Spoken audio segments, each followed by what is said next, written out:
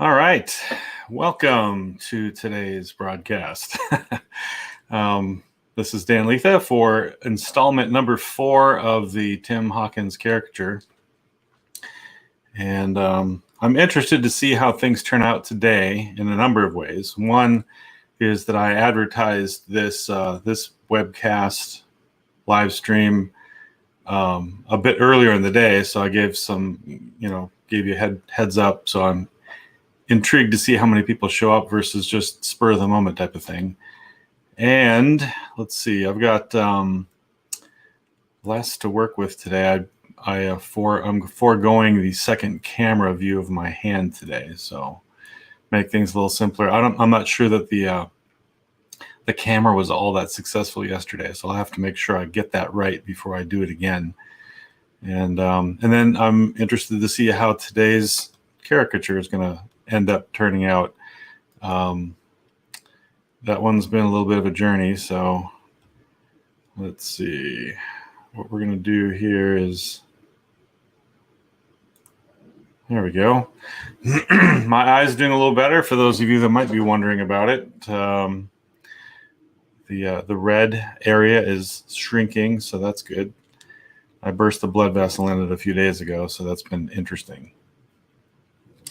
All right, so we're going to move you guys. You can't see this, but I'm going to move that panel over to my other screen there. So all the comments and stuff, I'll have to turn my head to take a look at those.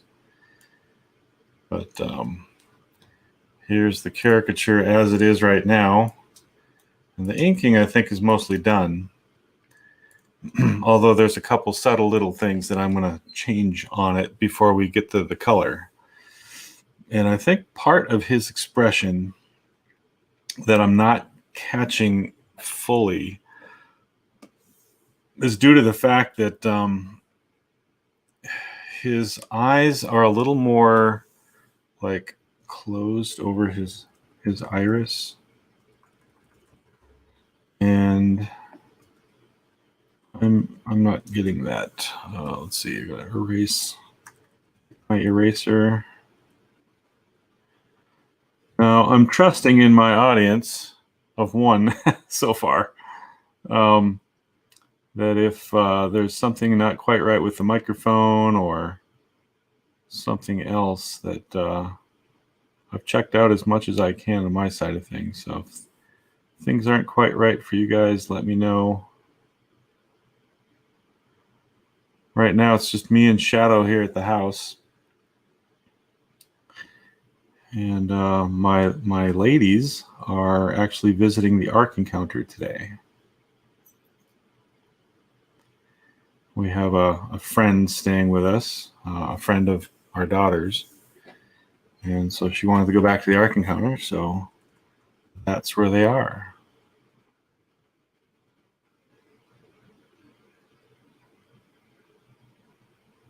And I could plug the Ark Encounter. If you haven't been there, you need to go.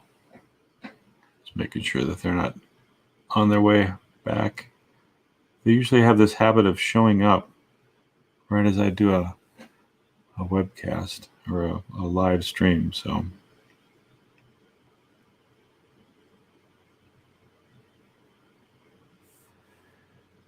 all right.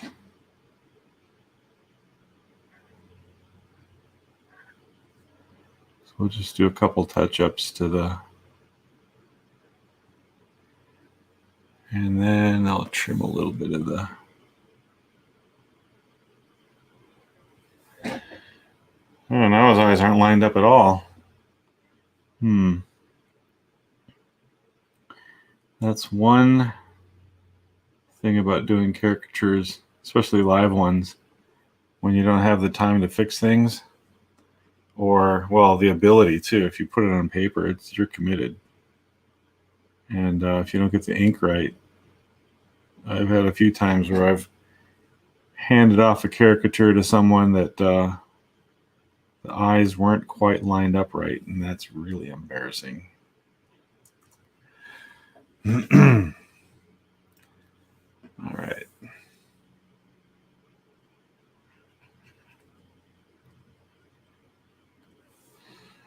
And and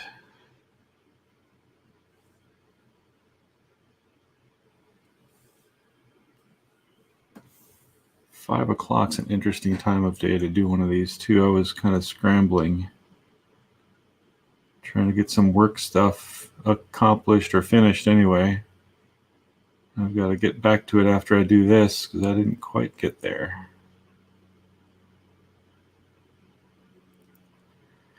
One of the tricks in doing eyes, and I was shown this by a young college student. I can't even remember how old I was. But there was an elderly man that lived down the street from us, Mr. Veerling. And he would have college students kind of be his caretaker. He was really, really old. And then he would have my brother and I, every once in a while, would go over and do chores at his house. And so I met that young college student, and she was an artist.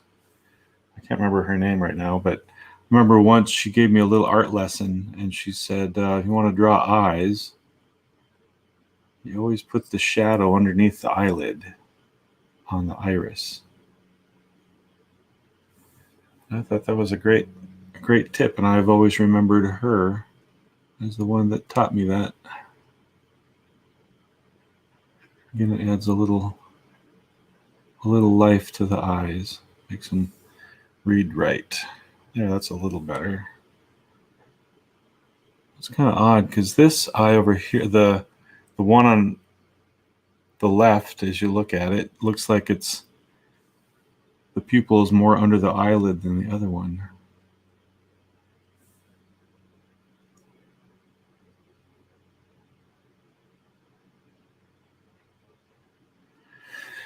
And the one thing about the eyes is that if you don't get the eyes right, the rest of the caricature really suffers because we look people in the eyes. And then, as I said before, look at how kind of dead his expression looks right now without the shine in them, the little reflection that you see in eyes. But if you put that little reflection in there, all of a sudden it comes to life. It's funny too, when I've done caricatures in the past, there have been times where I've waited until the end to put the eyes, finish the eyes. And I've actually heard people in back of me kind of gasp a little bit, like, oh, there it is, like it all of a sudden came to life and made sense. So, all right, I think that does it pretty good for the eyes. Now what we're going to do is, so the inks are on a layer here. Underneath the inks, I've made another layer and I've labeled it color. And what I'm going to do is I'm going to use my magic, well, it's the Lasso Tool, I guess. And I'm just going to make a selection that's going to be the shape of Tim Hawkins' face, or the whole head. Everywhere that I want color to be on Tim Hawkins. All right, and so I'm just tracing the outline of his face, trying to stay inside the black line that I've made for his face. All right, there we go. Now I'm going to take my paint bucket. Actually, I'm going to select a color here. Some of you might think this is kind of strange, but I do this. This is my way of working. Red's easy to see and it has great contrast. So what I do here is I'm going to fill that layer with color. And so all of a sudden, bam, you've got a Tim Hawkins that's it's all red. And granted, he has red hair, but not quite that red. But I've missed a couple spots. I'm going to make sure all the outline is filled in where it's supposed to have color. So that's easy to get a spot with the color red. And then what I'm going to do is I'm going to lock that layer. So now, just for grins, I'm going to show you what I mean. I'm going to pick the color blue, all right? And I'm going to make a swipe from the upper left-hand corner down to the bottom of, well, the back of Tim's neck, Tim Hawkins' neck. And I'm gonna swipe down, and you're gonna see that my cursor won't make any effect on anything until it gets to the red area. Okay, so that just shows you that the computer now is understanding that the only area that I can paint in is the red area. That makes it really easy, because if I'm coloring on the edge right here, I don't have to worry about going out of the boundaries of where I want to color. It just won't let me color outside, so that makes it really nice. Then the other nice thing is that I can just hit Command Z and make that go away. All right, and I want to pick kind of a flesh tone. I think that's good. Tim's a redhead guy, so he's probably got the lighter skin tone. So we're going to color in all the area that has skin on it. I think that's good. And then we're gonna make a color area for his hair. Now, again, I don't have to make this color correct. So all I'm doing here is I am defining an area that I can then select, and then I can put in the right color. So I mean, I guess I could save a step possibly and just pick the right color right away, but I prefer to use things that are quick and handy and easy to define, and I'll worry about getting it the right color after I fill in the proper shapes. In fact, what I could do, and what I'll probably do, is I will select his hair after it's finished, after I'm done coloring it, and I'll put it up on another layer separate from the skin. So again, I don't have to worry about coloring outside the shape of the face there. That would not be the case on a regular piece of paper.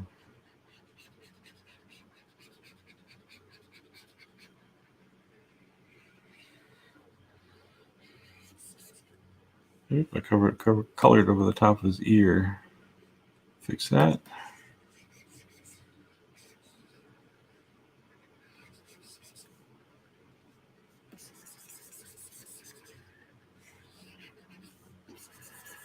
So remember, on Fridays, I'm doing a live stream for Reasons for Hope, the ministry that I work for. So, oh, you know what? No, I've got the comments correct.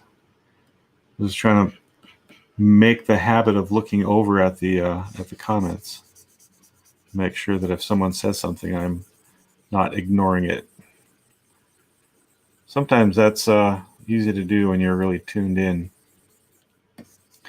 That's actually the goal of an artist when he or she is working on a piece of artwork, to be so tuned in, kind of in the zone. You're in this creative mode, and the time just kind of goes away, and your surroundings, just, you're so zoned in, tuned in on what you're doing, that whatever's going on around you doesn't matter. All right, that looks pretty good. So I want to select his hair, eyebrows, and his beard is already selected. And I'm going to hit Command J in Photoshop. And just to show you what I have done here, I'm going to make the I'm going to turn off the ink layer. So there's the colors that I just did. And now I'm going to turn off the first layer of colors, the original layer of colors, and only his hair should remain. And there we go. So that layer of hair is all by itself. And I'm going to lock that layer so that I can only paint on that. All right. So make the inks come back so I can see where I'm going. And then on another layer, I'm going to color in his eyes. Oops. What did I just do? All right, we're going to zoom in a little bit. I don't need to see my reference for this. So his eye color, the whites of his eyes and his eye color will be on a separate layer as well.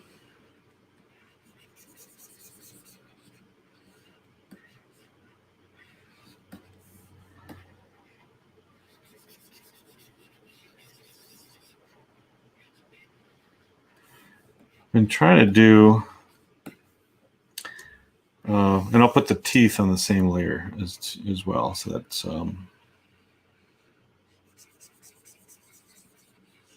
just handy. It has nothing to do with the color.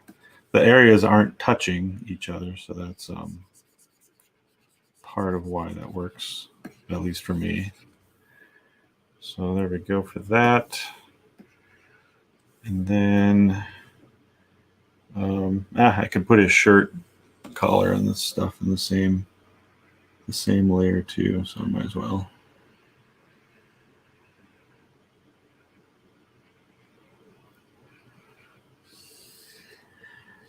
Now, some people draw bodies with their caricatures, and I've done that too in the past. And for live caricatures, though, I tend not to go into that amount of detail and such. Just do a kind of a head and shoulders type of thing. We'll color the shirt blue for now. There we go. Oh, I couldn't see it because it was white. I thought I was doing that blue. Try that again. There we go.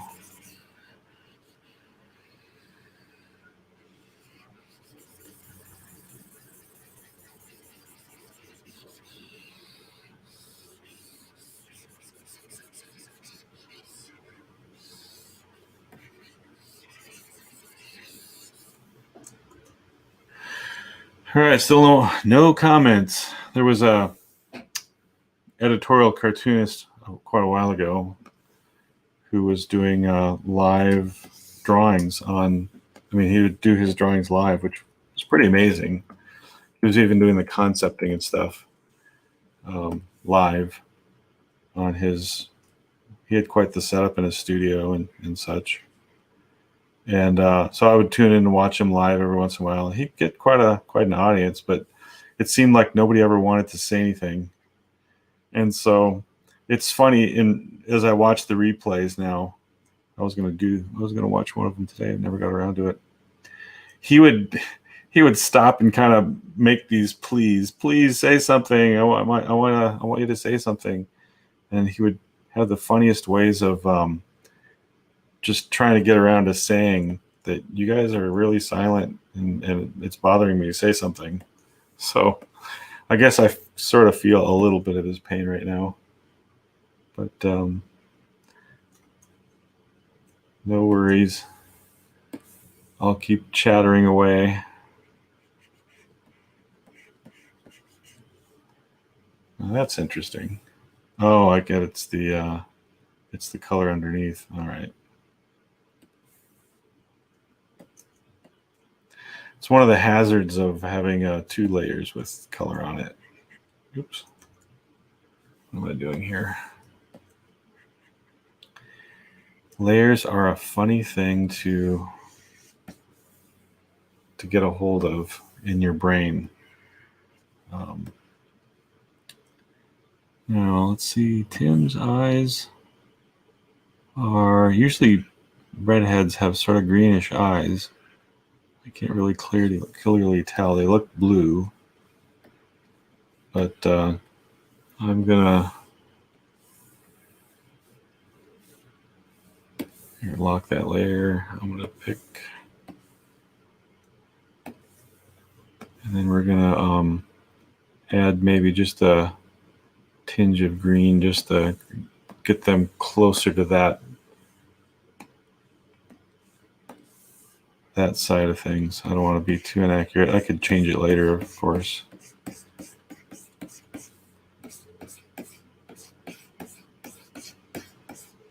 So, I'll bring back some of the blue here.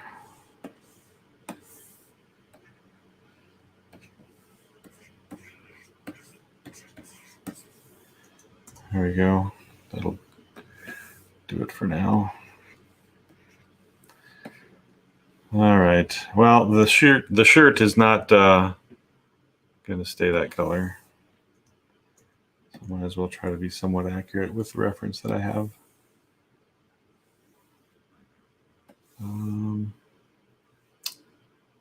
It's kind of got some white to it. And mostly brown. I'm not going to color. I'm not going to I knocked the opacity to my brush down so you're barely seeing it. All right. It's things like these that locking a layer and selecting an area come in really, really handy, because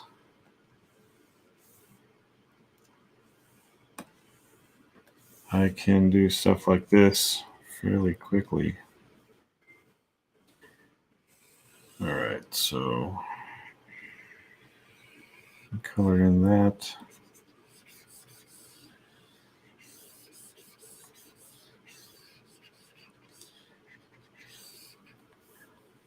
And let's see, we'll put another stripe right there. I'm not going to get it exact, but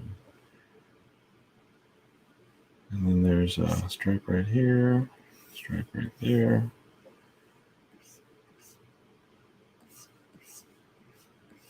But again, you see how I don't have to worry about the line after it leaves the selection area. So that's really nice. And there's little stripes right here.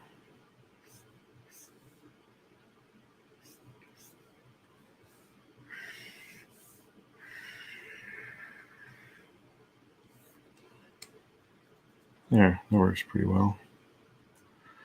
Deselect that. And now he doesn't have fiery red hair like that, so we're going to dull that down a bit. Go to the hair layer.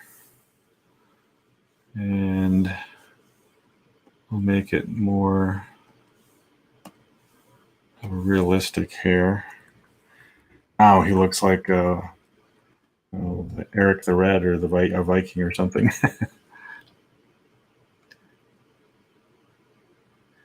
Oh, hi, Paul. Thanks for your comment. In fact, let's get some practice in here for me. All right, Paul said, I'm just enjoying watching your process. I'm still fairly new at digital art. Yeah, it's there's always more to learn, and there's so many things out there right now teaching people and such. So,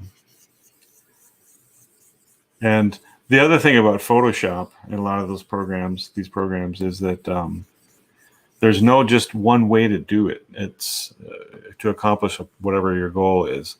There's all kinds of different ways.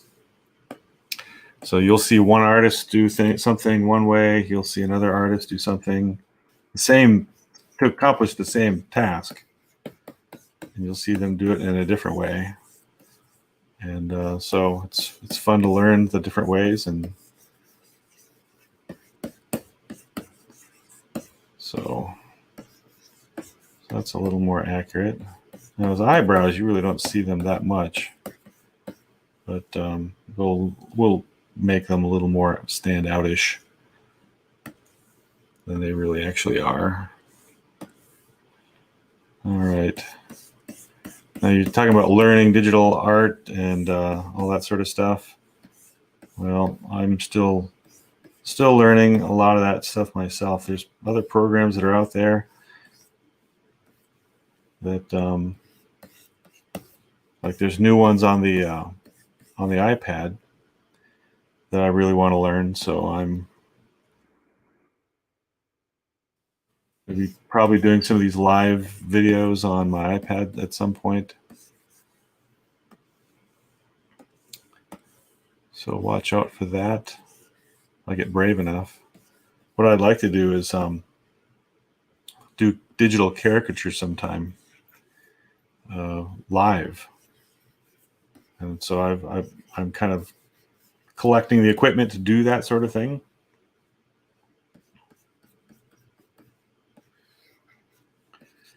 Now the light source for Tim here, it looks like it's the upper right, mostly. So we're going to go with that. So it's starting in the upper right corner and coming down on him. So then just that game plan, that noticing that kind of gives you the, I'm going to save my file here, gives you the awareness of where the shadow should fall and how to make the shape,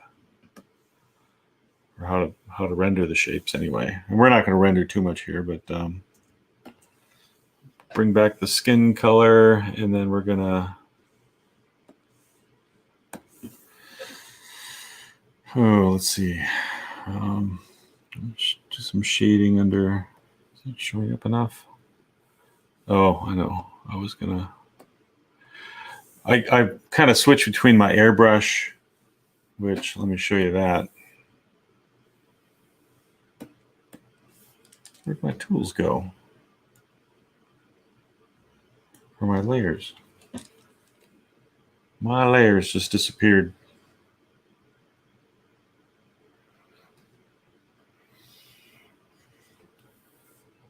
So that's interesting. I wonder. I have to look under. Yeah, look at that. Yeah, there. I don't know what happened there, but my layer palette just decided to go invisible or something. So I brought it back. Again, some of the fun of doing things live. All right, so oh yeah, I was going to show you the airbrush. So I'll make a different layer for that.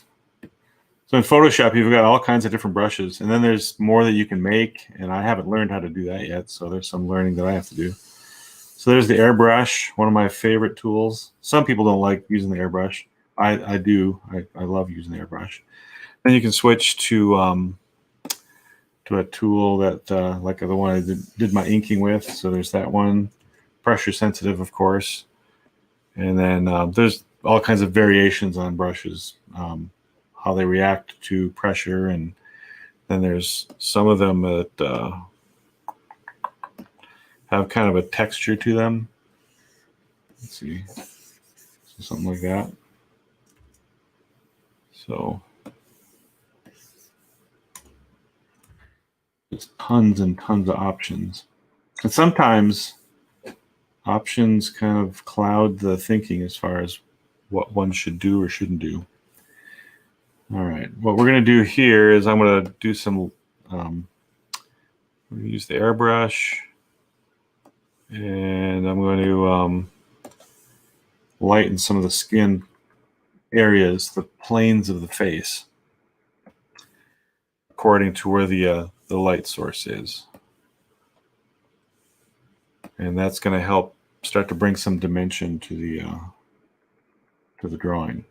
So you'll notice on his forehead right there, right across his brow, there's an area there of lightness.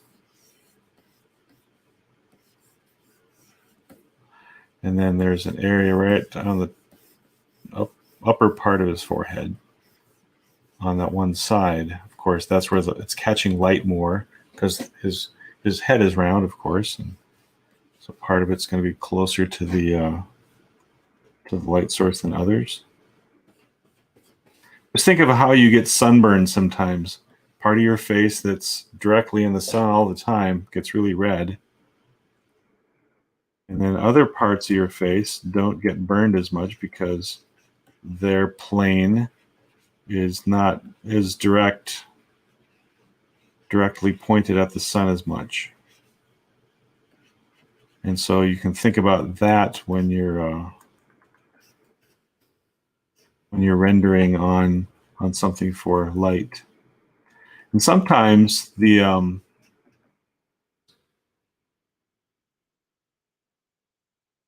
you'll have a particular thing that you're drawing or rendering or whatever you're doing, and you don't have any reference for it.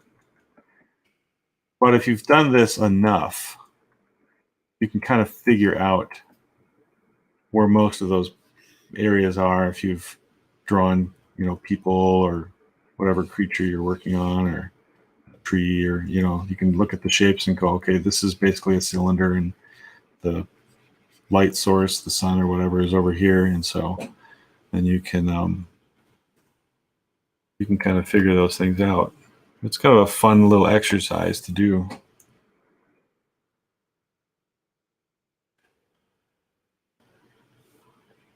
So usually I would save highlights to the end, but I thought, I got kind of inspired to do it right now. So, and then he's got some wrinkles on his forehead that bring those out a little bit more. From he's got the lower lip there. Okay. He's got some light coming from the back of his head too. That's kind of affecting some of the, it's almost kind of a rim light type of a thing going on too.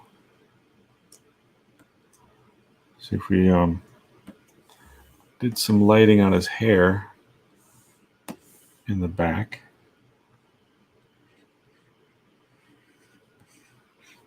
There's another light source kind of hitting him back there.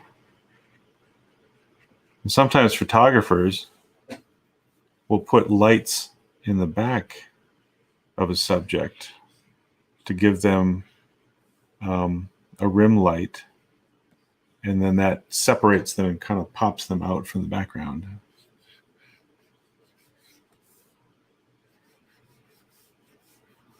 And so that kind of trick works in artwork too. Hey, thanks. We've got our friend from Canada has come back. And I need to see some more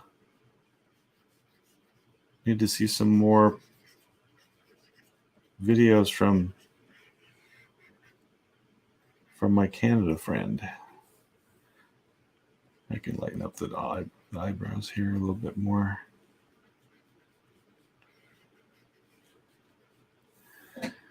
All right. And then we're going to go for the darker shading here.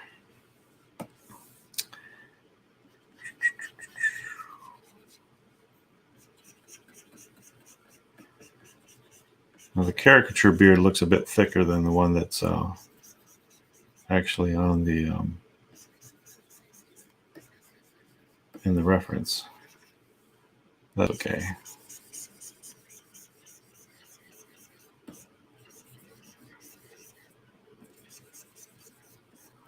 Let's give some texture to the hair.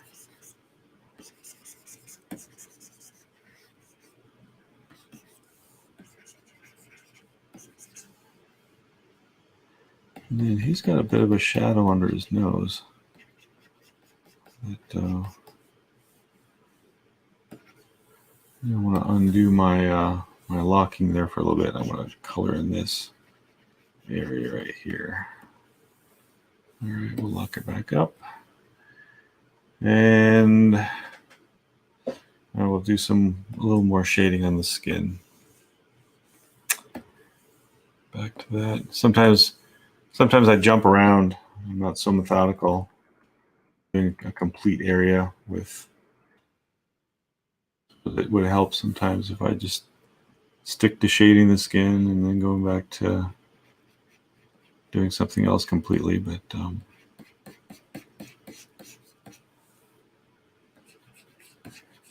again, think about where that light source is. I think that needs to be darker. And then the shapes of the face.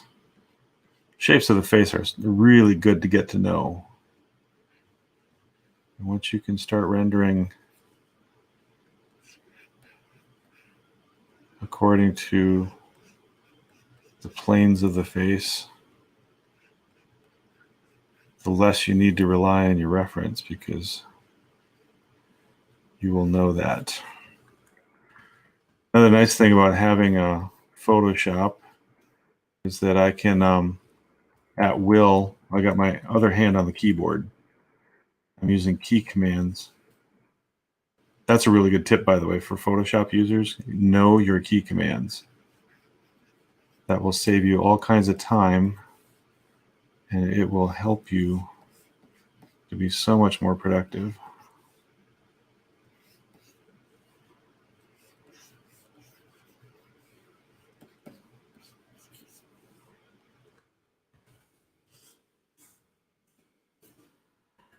Under his neck, of course, there'd be a shadow under there, so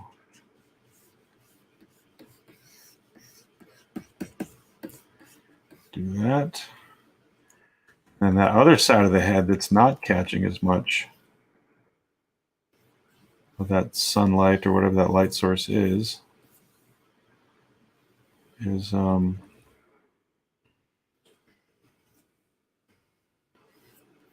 to be a little darker. Sometimes the hair can throw a shadow up on top. Why do I keep doing these broadcasts at dinner time?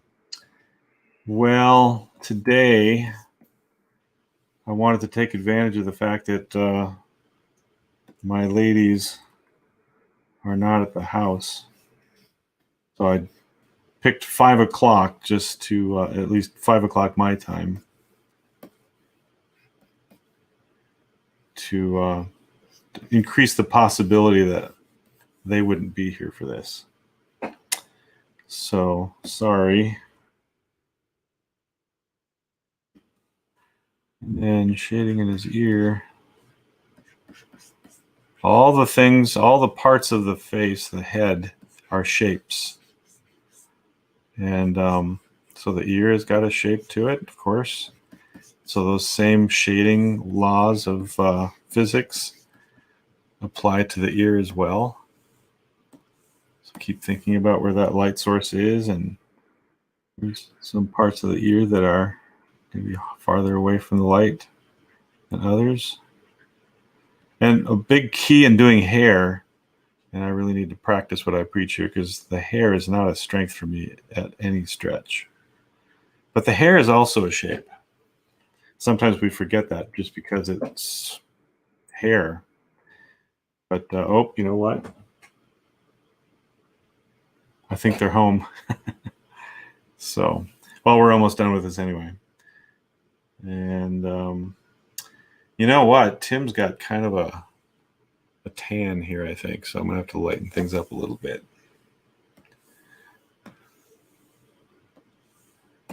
So we can take the airbrush.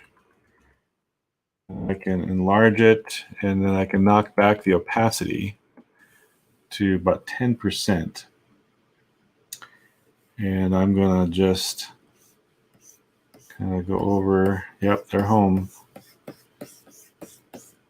I'm going to go over this and lighten it up a little bit, knock back some of the shadow so it doesn't look so dark.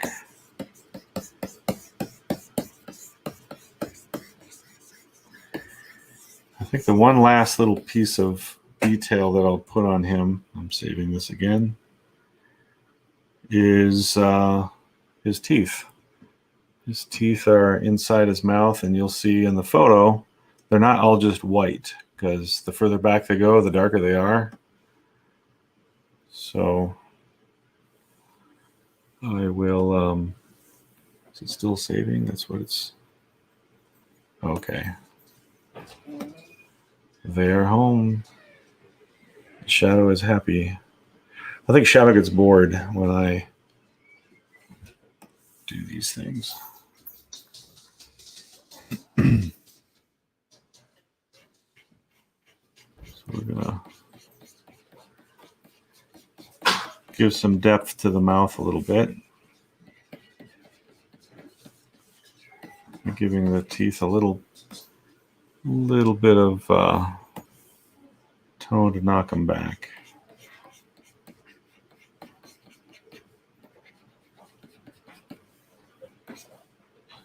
And then again, the lip will throw a shadow. Not my dog.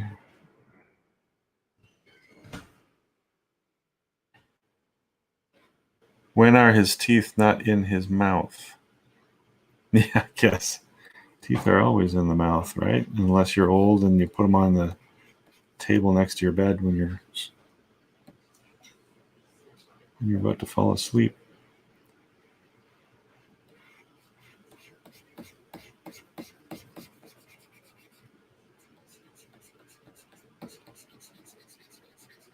And the teeth, now I'm shading them, but they've got shape too. So keeping that in mind.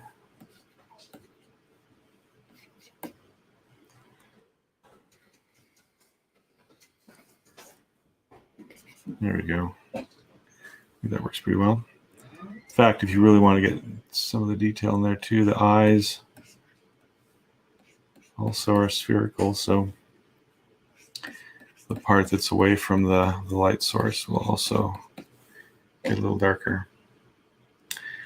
So one last little thing that I'll do, this shouldn't take too long, but I'm going to make a copy of the inks, because sometimes an artist will take those lines, those ink lines. My computer's a little slow today. And I'm going to lock those lines, and I'm going to color the lines according to what they're holding or what they're part of, what they're representing. And this will also help to, I don't know if it makes it a little more realistic or if it just gives it a different look, but we're going to take the skin color and I'm going to make a darker version of it. Drop that way down. And then, oh yeah, my opacity needs to come back up 100%. So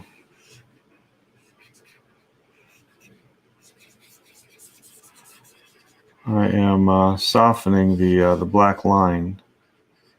I guess I don't know if it makes it look more like an illustration, less like a cartoon, if you do that.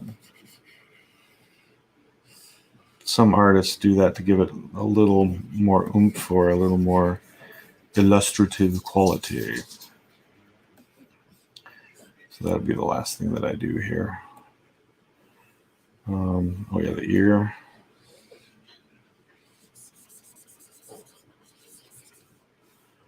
Front of the neck. And then the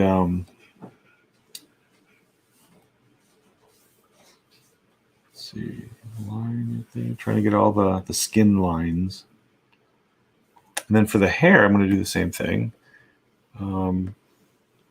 Get a darker quality, darker version of that, and then color in the hairlines too. And see how that softened things up? Gives it a little different look.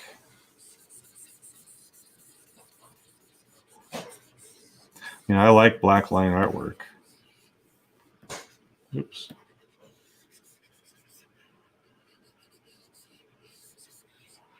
And every once in a while, I'll give this a try, and it just gives the artwork a different flair.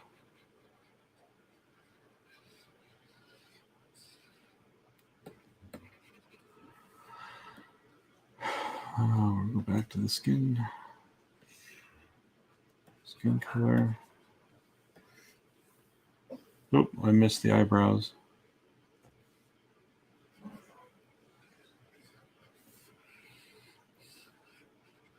So there we go. And the shirt, I'll just make that a light, well, just a little bit darker version of that.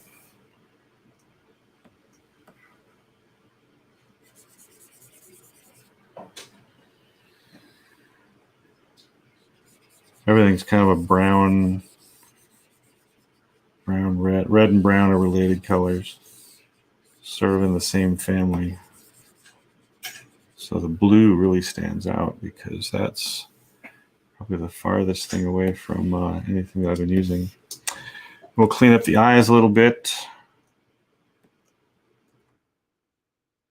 And I guess for the eye color, I could use a darker version of that. So we'll go down there.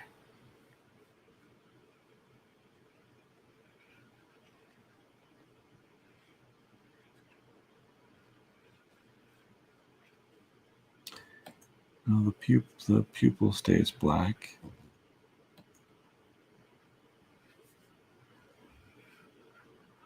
Again, a strength and a weakness in Photoshop is that you can zoom in. It's a strength because it gives you the ability to do all kinds of close-up stuff. But it's a bit of a trap because it can be a trap. Because if you get stuck rendering on things because it's so much fun, your day can go flying by and you've just rendered on something uselessly because you'll never see that detail in the final product. So you can waste time zoomed in. So it's important to keep the main thing the main thing.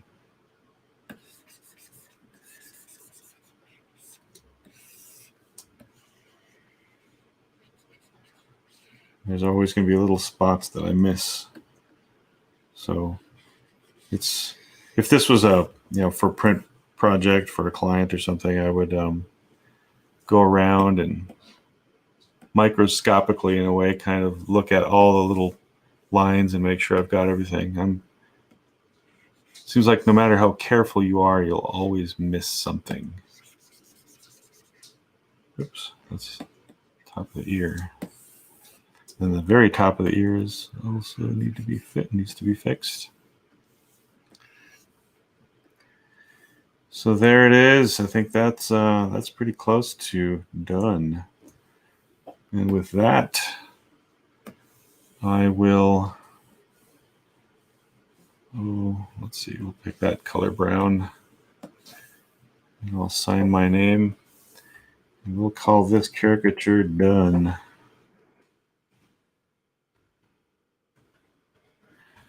Zoom in a little bit more.